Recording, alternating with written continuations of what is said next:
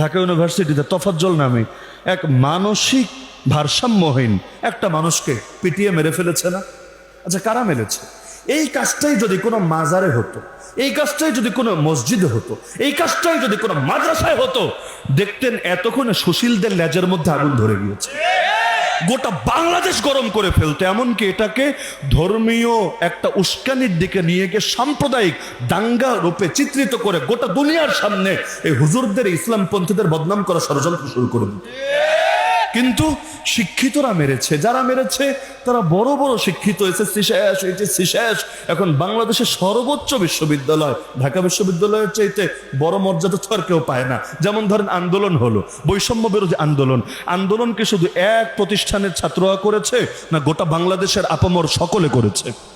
কে বাকি থেকেছে? এমনকি যে নিজে নামতে পারে নাই সেও পারলে আরেকজনকে উৎসাহ দিয়েছে, কিছু না পারলেও দোয়া করেছে, সহযোগিতা করেছে, ফেসবুকে পোস্ট করেছে, এটার পক্ষে জনসমর্থন তৈরি করেছে। কেউ তো বসে থাকে নাই, আন্দোলন করলো সকলে।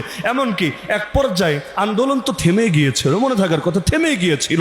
এরপর নতুন করে আন্দোলনটা আবার চাঙ্গা করলো কারা?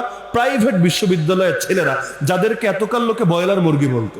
প্রাইভেট ভার্সিটির ছেলেদেরকে বলতো ব্রয়লার মুরগি, এগুলো কাজের না। কিন্তু এই ব্রয়লার মুরগিরাই দেখিয়ে দিল যে না, তারা ব্রয়লার মুরগি না, বরঞ্চ তারাই আবার 0 থেকে 10 আন্দোলনকে হিরো বানিয়েছে।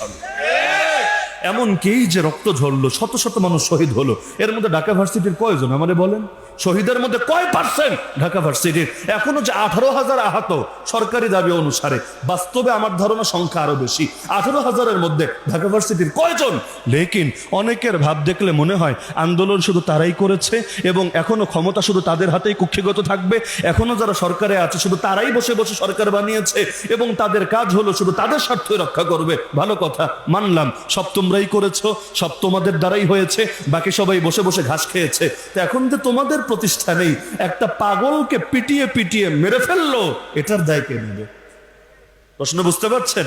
মাজারে যদি হয় দায় অটোমেটিক হুজুরদের কাঁধে চলে আসবে, মসজিদে যদি হয় দায় অটোমেটিক মুসল্লিদের উপর চলে আসবে, মাদ্রাসায় যদি হয় দায় অটোমেটিক সব আলেমা ছাত্রদের উপর চলে আসবে। তো ওখানে যদি মারা হয় এটার দায়ও নিতে হবে নাকি হবে না? আরে নিতে হবে নাকি হবে না? কারণ মূর্খ সূর্খ কেউ তো মারে নাই, এই তথাকথিত শিক্ষিতরাই তো মেরেছে। একটা পাগলকে মারে কিভাবে? তাও আবার মারার আগে নাকি প্রথমে তো এক ধাপ মেরেছে, এরপর যখন বুঝেছে পাগল, নিয়ে খাবারও খাইয়েছে হলে, এরপর অভিযোগ আছে বাড়িতে ফোন দিয়ে নাকি 2 লাখ টাকাও চেয়েছে। অবশেষে হকিস্টিক দিয়ে পিটাতে পিটাতে পিটাতে জানেই মেরে ফেলেছে। তো যদি এভাবে একটা পাগলকে মারে, সে শহীদ নাকি শহীদ না? অন্যায়ভাবে যদি একজন মানুষকে এভাবে পিটিয়ে পিটিয়ে মারা হয়, সে শহীদের মর্যাদা পায় নাকি পায় না? অবশ্যই পায়। এই যে সে যদি শহীদের মর্যাদা পায়, যারা তারে মারলো ওরা নিকৃষ্ট খুনি এবং জালেমের অভিধাও পাবে নাকি পাবে না? তাতে যে প্রতিষ্ঠানের হোক, যত বড় শিক্ষিত হোক, তাহলে শুধু বাহ্যিক শিক্ষিত হলে হয় না রে ভাই, বরঞ্চ আগে মানুষ হতে হয়। আগে মানুষ হতে হয়, মনুষ্যত্বের সবক হাসিল করতে হয়, তারপর ওই ডিগ্রির দাম থাকে। আর না হলে ওই ডিগ্রি গোটা জাতির জন্য কলঙ্ক বয়ে আনে। আজকের বাংলাদেশে যতগুলো নাস্তিক আছে, নাস্তিক কয়টা নাস্তিক মূর্খদের মধ্যে তৈরি হয়েছে আমাকে বলেন? কয়টা নাস্তিক অশিক্ষিতদের মধ্যে তৈরি হয়েছে আমাকে বলেন? সবগুলো নাস্তিক বড় বড় উচ্চ শিক্ষিত, অনেকে শিক্ষিত না। এমনকি কলেজে পড়ে, ভার্সিটিতে পড়ে, কেউ হয়তো টিচার গিরিও করেছে, অধ্যাপক অধ্যক্ষ থেকে লম্বা সময় কাটিয়ে আজকে গোটা বাংলাদেশের জন্য, সকলের জন্য সবচাইতে বেশি চিন্তার কারণ হয়ে গিয়েছে। তাহলে খালি শিক্ষিত হলে চলে না, মানুষের মতো মানুষ হওয়া লাগে। এখন কেউ বলতে পারেন হুজুর কলেজ ভার্সিটি দিয়ে তো বহুত উদাহরণ দিলেন, তাহলে হুজুর জাতি দিয়ে উদাহরণ দিবেন না?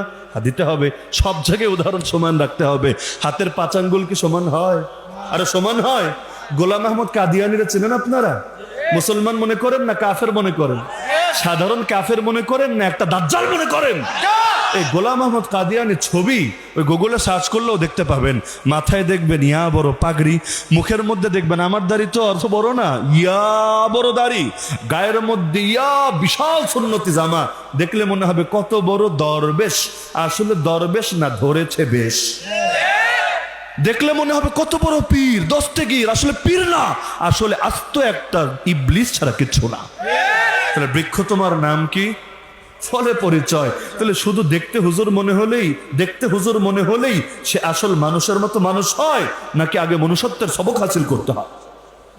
তো এই কারণে প্রতিটা সেক্টরে এটা জরুরি। বাংলাদেশের মধ্যে মনে করেন শুধু আলহামদুলিল্লাহ সুম্মা আলহামদুলিল্লাহ আমরা গর্ব করি, আল্লাহ আমাদের কেমন উস্তাদদের ছাত্র বানিয়েছেন। এমন শায়েখদের হাতে বায়াত হওয়ার তৌফিক দিয়েছেন যারা অন্যায়কে অন্যায়, কালোকে কালো বলতে কোনো দ্বিধা করেন নাই। এমনকি হকের কথা বলতে গিয়ে সেই কথা কার গায়ে গিয়ে পড়ে, নিজের বাপের গায়ে, নিজের বড় কোনো ব্যক্তির গায়ে, এটা লক্ষ্য করেন নাই, বরঞ্চ সারাটা জীবন হককে হক বলেছেন, বাতিলকে বাতিল বলেছেন, সঠিককে সঠিক বলেছেন, ভুলকে ভুল বলেছেন, এক্ষেত্রে কোনো কারচুপি করেননি।